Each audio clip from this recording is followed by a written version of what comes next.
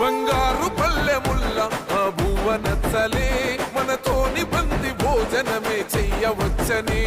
ఎత్తైన మేడలల్ల ఆ నీడ నచ్చలే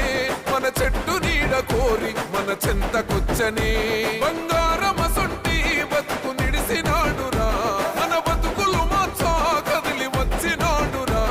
ఈ బానిస సంకల్లు కంచ విప్లవ చెగువేరా భగ భగ మండినో భగత్ సింగుర పవనో జనసేన జెండ